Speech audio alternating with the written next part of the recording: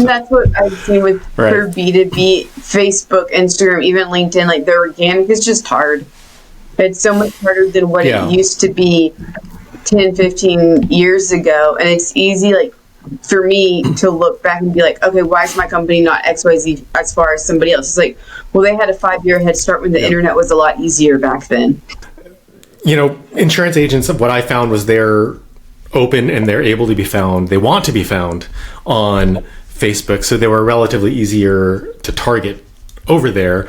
And compared to LinkedIn, just from a cost per conversion, cost per click, all of those was 10x less expensive to do on Facebook, to the point where I basically just didn't do it. I stopped doing LinkedIn because I was like, well, if I can get 10x more efficient on Facebook and still get quality leads, like there was not a huge degradation in the quality of the lead. It's still the target insurance agency owner that I was going for. And I started getting more sophisticated with other tools to help me target better, so I can do more like list targeting and things like that versus just like job title and that sort of targeting.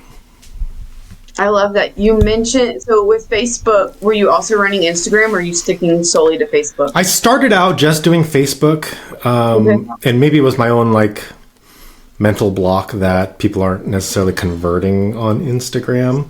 But we've since expanded into it. I think earlier on, it was like, hey, this is working.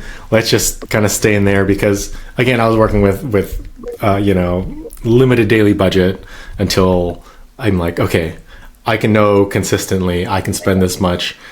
I'm getting this many clicks to our content, and a portion of those are booking demos and things with us, which just for unit economics, we needed to make sure we were still doing good. We're still at least like up to par on some semblance of a benchmark. What's one of the challenges with startups is like, I don't know what our benchmarks are. Like until you do it enough, like you can look up benchmarks for the tech industry, but then you're dealing with companies that are perfectly willing to burn through cash and, have a $1,500 cost per lead because they're selling a $50,000 product, right?